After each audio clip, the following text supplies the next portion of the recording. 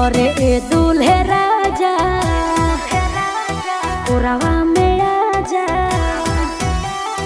ए हो आओ ना। अरे ए दूल्हे राजा कोरावा में आजा खालो शुद्ध दूध का पनीर ताजा ताजा।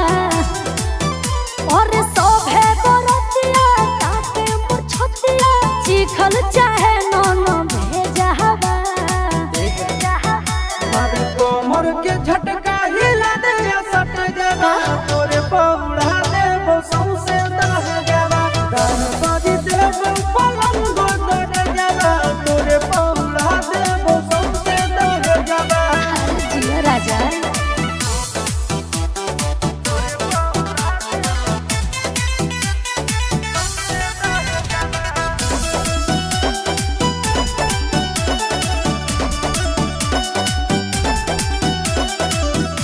देखे दे निहार के छूट में दे दे वो सुनवा के हार गे।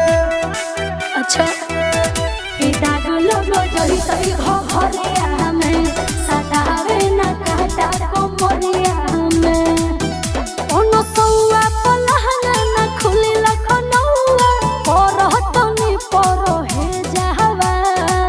बाबू सबर करे और कोमर के झटका हिला दे सट जावा तोरे पौड़ा देबो सौसे दह जावा कदी देबो पलंग दह जावा तोरे पौड़ा देबो सौसे दह जावा।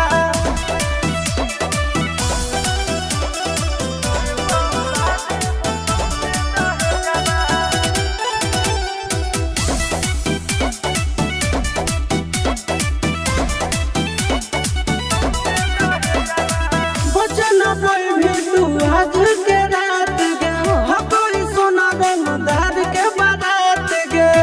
आई हो दादा ये जट तो मेरा खीनो चनिया के आज न तो दुख हो तो कनिया के माल न तू हरी ओ गोरेला आशीष लेगा आज मजावा।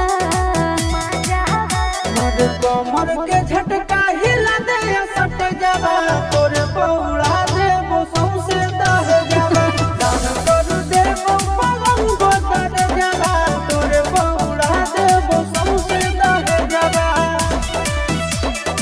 अच्छा कोशिश करता नहीं।